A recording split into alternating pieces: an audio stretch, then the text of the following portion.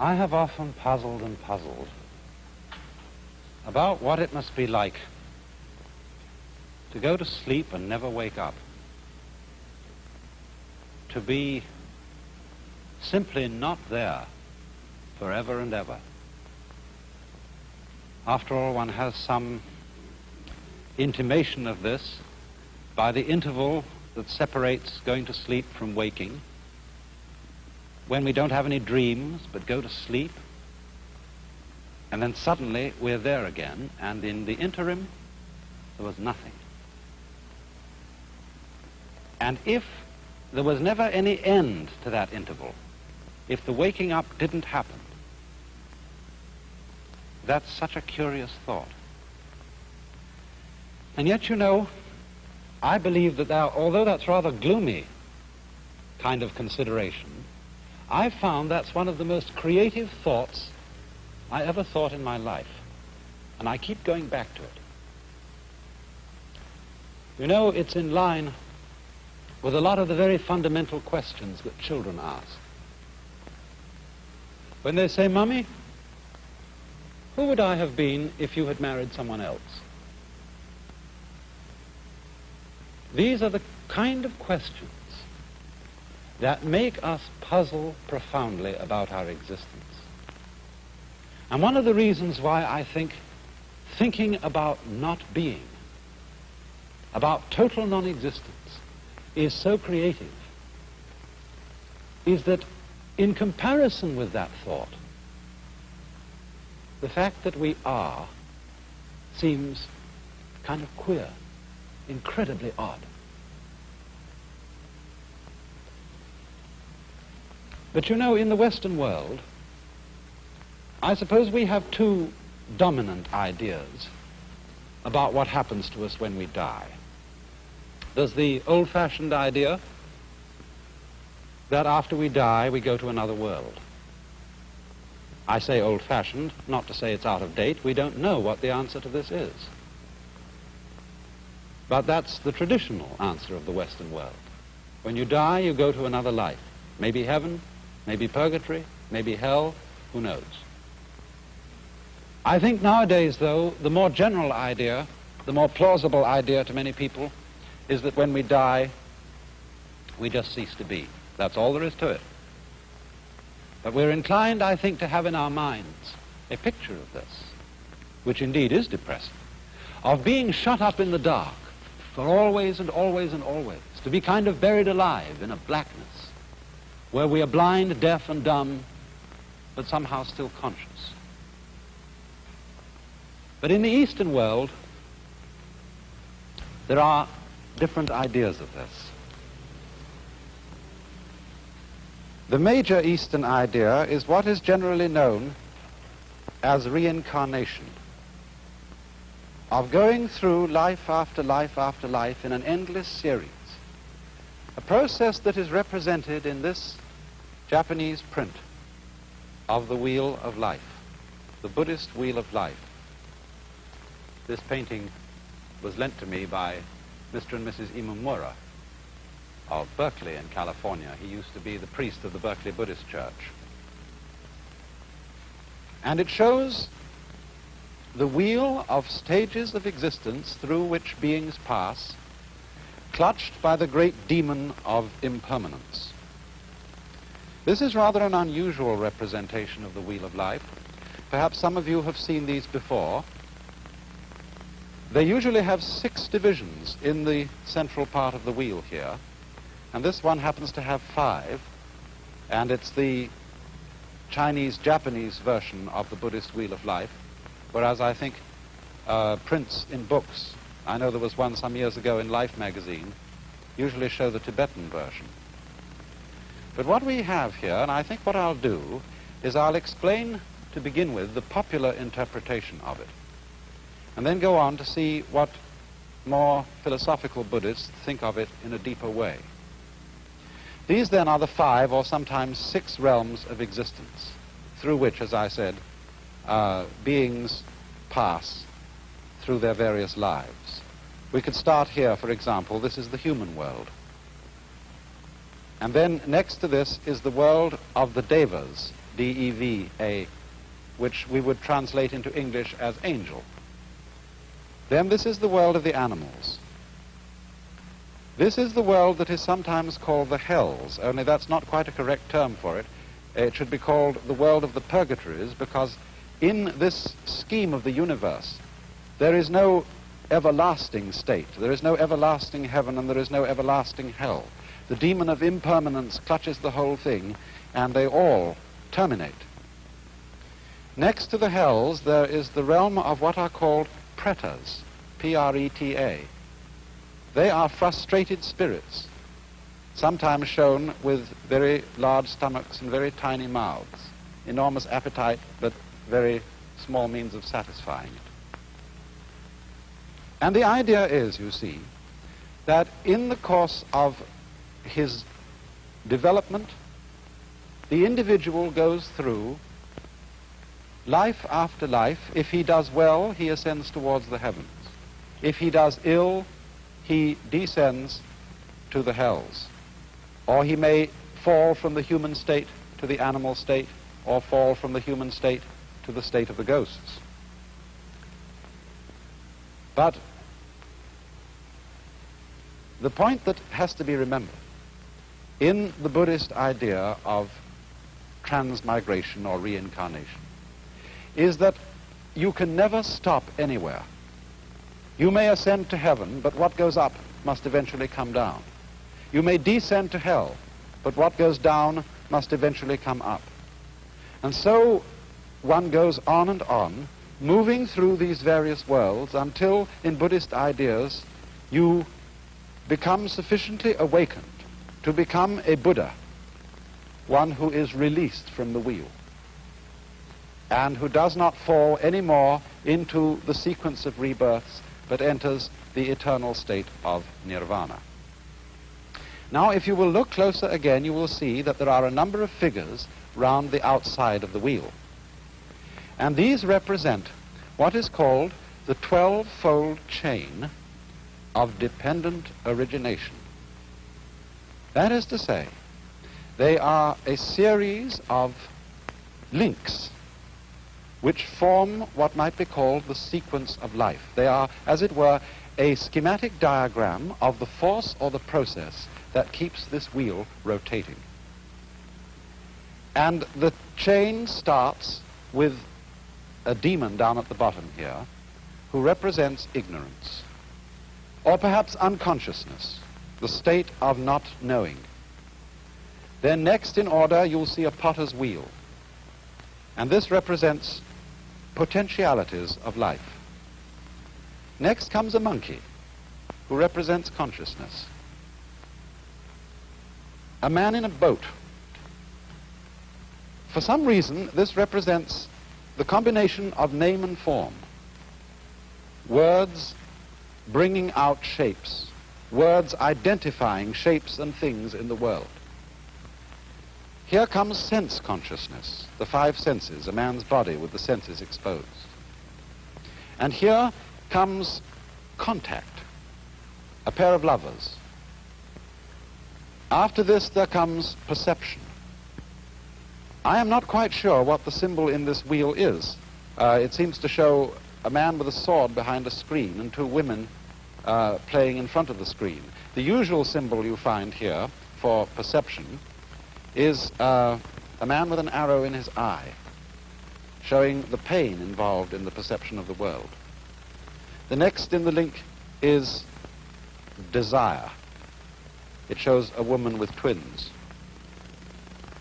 The next one here is called grasping, and that shows a man with a basket into which he is trying to get the fruits of life. And then as we come over round the wheel, we get a figure which means growth. I think this is one of the gods of prosperity. But it means growth, the fullness of life. Here is birth, a woman in parturition. Here is old age. And then, although the final stage of the links of dependent origination, as they are usually drawn, shows this one as the last, and calls it old age and death, in this particular wheel they've been spread out so that you get old age, grief. No, excuse me, this is sickness. Old age, sickness, death, grief, compassion, suffering, and again back into ignorance. Here's another figure of ignorance, the camel being led by a blind man. Now, what I want you to notice particularly about this is that the chain represents what is called in Sanskrit the process of karma. I'm going to write that word because it's very fundamental to an understanding of this whole problem. Karma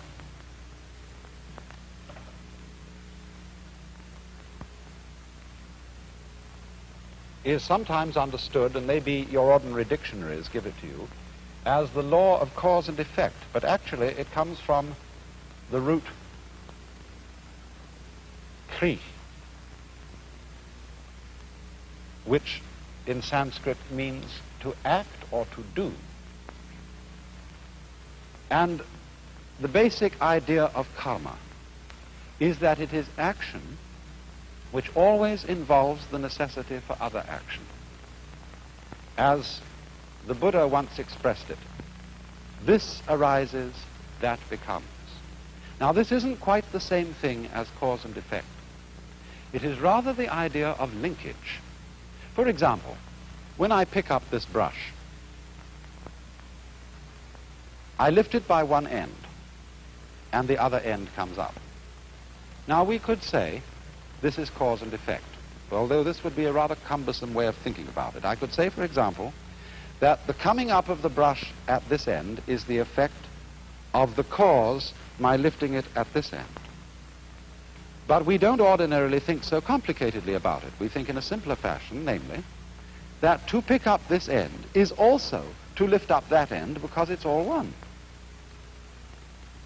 So in the same way, Buddhists and Hindus who follow the idea of karma believe that life and death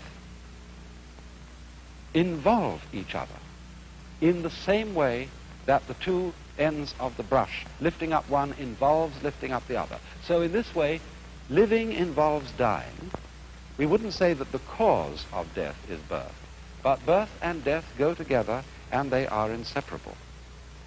And so if we will look again for a moment at the wheel, we can see that there are these important phases of it altogether. Here it ends with the sequence of pictures representing death and suffering and its attendant grief, ending in the blind man leading the camel and the demon, which together represent ignorance or unconsciousness. But once again here we have the potentiality of life and then the monkey representing consciousness. All these things are looked upon as linked and therefore inseparable. And thus, you see, we don't look upon ignorance as the first step or the first link in the chain from a chronological point of view. We only start numbering the steps of the chain here because one has to begin somewhere when one's talking. And so the basic idea of this link is interrelatedness, interlockedness, so that death and life, as I said, imply each other. So that you might, speaking from the standpoint of Indian philosophy, of Hinduism, of Buddhism, you might pick an argument with Hamlet and say, to be or not to be is not the question. These are not alternatives. They are things that go together just like up and down, back and front, solid and space. Now there's another aspect to karma which needs to be considered here, and that is that karma also involves the idea of the continuity of pattern. You know, strictly speaking, Buddhists don't believe that there is any soul entity which passes from one life to another. There is no sort of fixed I or fixed ego which once was an animal and then became a man and then became an angel and then eventually became a Buddha or something like that. The idea of karma as the linking factor between the various lives is what we might call continuity of pattern. For example, consider an army regiment. A certain regiment goes on year after year after year. Old European regiments, for example, have existed for hundreds of years. And yet the personnel of those regiments, and even the barracks in which they are stationed, are entirely changed. In the same way, a university. Harvard University has existed for a long time. Oxford for a lot longer. And yet there is not a single member of the faculty, not a single student, who was there when it first began. And yet, you see, the university goes on. Because what goes on is a pattern, a form of life. In the same way, the individual body of man, every 7 years, I think, all the molecules composing our physical structure are entirely changed. And yet, something identifiable as the pattern which we associate with Mr. or Mrs. So-and-so is still there. Another fascinating illustration of continuity of pattern in this sense is wave motion. It's perhaps easiest to illustrate with something like a barber's pole. When you twirl it. Now, as you twirl it, there's an illusion of something moving upwards from the bottom to the top of the pole. It seems that the strips go along. Now, actually, they don't go along. They just go round. And in the same way, also, when waves move across water, there's no water moving across. There is the wave pattern moving across. The water is just going up and down, as you can tell when you see, say, a dead leaf floating on the water's surface, and it isn't moved along by the waves.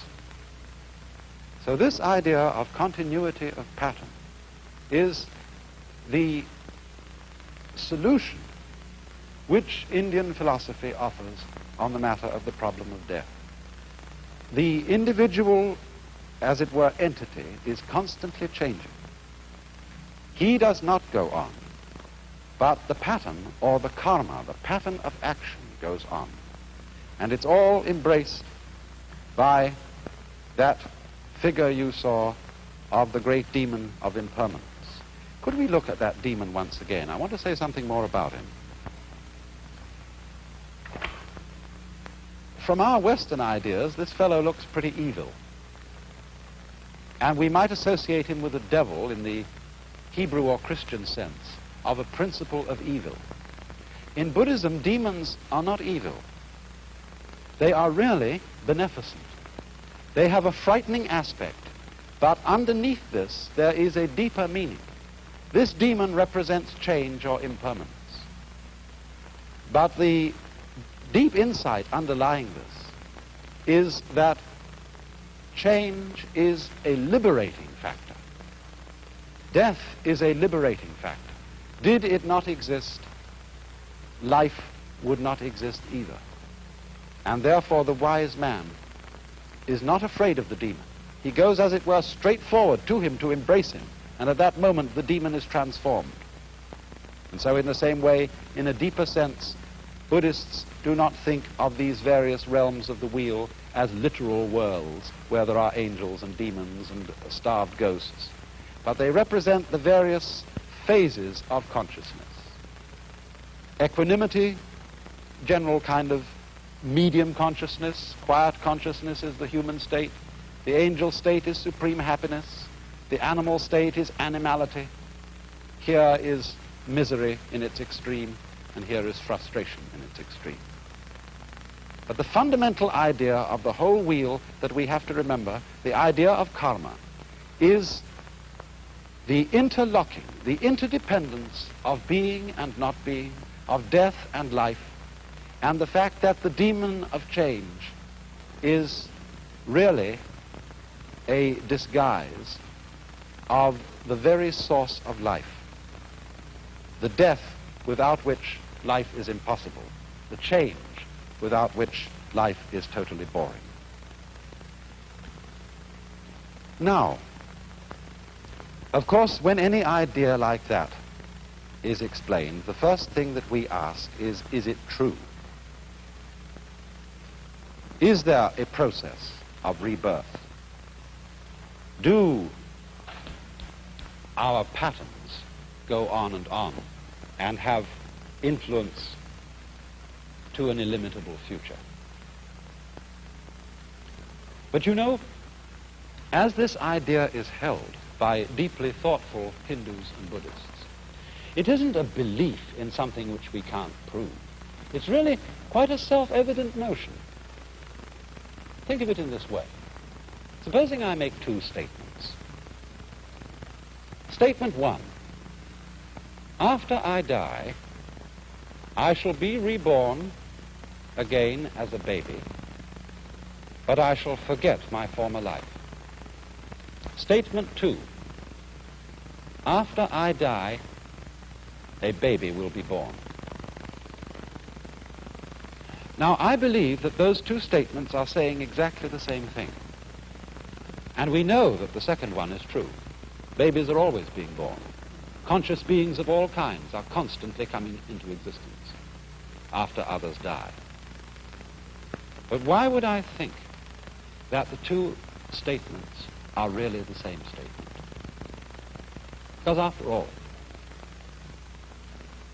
if you die and your memory comes to an end, and you forget who you were, being reborn again is exactly the equivalent of somebody else being born, because we have no consciousness of our continuity unless we have memory. If the memory goes, then we might just as well be somebody else.